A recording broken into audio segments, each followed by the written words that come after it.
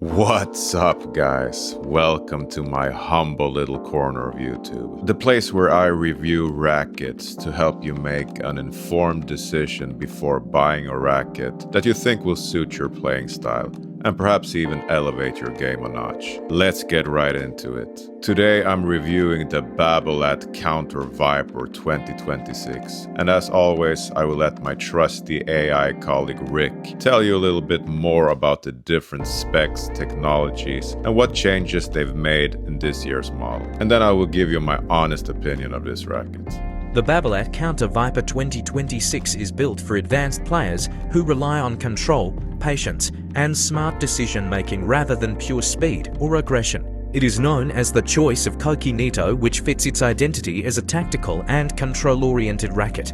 The shape is round, with a large sweet spot that helps you stay consistent even under pressure. The balance sits around to 170 millimeters. It gives extra weight behind the ball without making the racket feel slow. You get help in smashes and overheads, but still enough control to build points from the back of the court. The frame and surface are made from 100% carbon fiber. The feel is firm and direct. You get clear feedback on every shot. Inside, the X-Siva core works in layers. The outer layers are stiffer for controlled power. The inner layer is softer for comfort and forgiveness when you are out of position. The Vibrasorb system powered by SMAC reduces vibrations.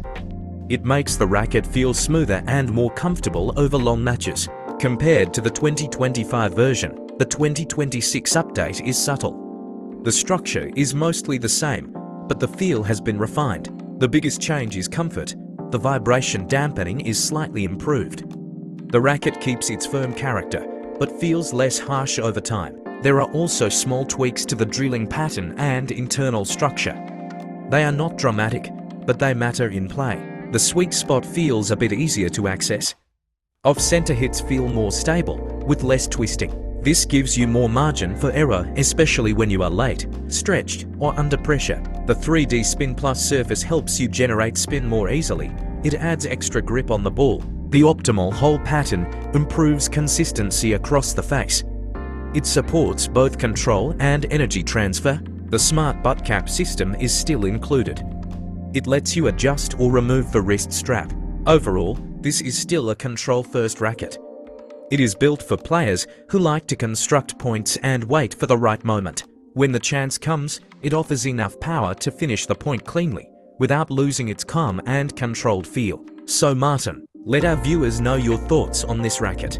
Well, there's a pretty strong case to be made whether this is the most complete racket of 2026. The sweet spot feels massive due to the very nice shape of the racket. I know the spec says it's round, and I get it, but it kinda has its own unique shape. Round, but a few edges. Me and my friend Vigo always jokingly call it the stop sign. You know, the ones they have in traffic. I can't really think of another racket on the market that share the same shape. It's as if a completely round racket, like for instance the Nox ML10 Pro Cup and the Stiga Cybershape, had a baby. When it comes to the core, the Babolat Counter Viper leans towards the stiffer cores on the market. Not as stiff as a Starby Kenta Pro, but still you get that nice Viper sound when you're leaning in for a nice smack at the ball. The big sweet spot together with the stiff core makes this a tremendously good control racket, but with plenty of power when needed. That's often something I think is lacking with all these control rackets out here.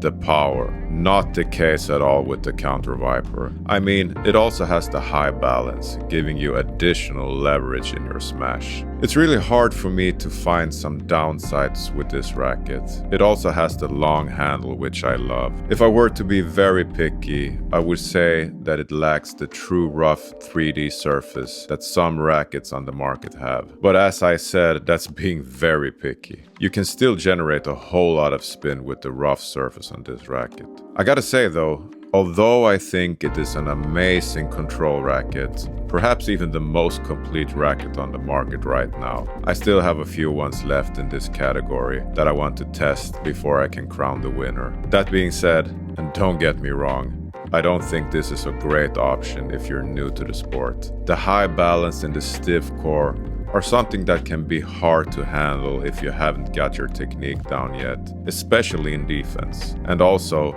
in the beginning of your journey, perhaps you're better off with something lighter and softer. But if you're a couple years in and maybe have started to play in some local leagues, the Babolat Counter Viper is something you definitely have to try if you have the option. That's it for this week's video, guys. Make sure to give it a thumbs up if you enjoyed it, and I will see you in the next one. Yoga fire! Hadouken!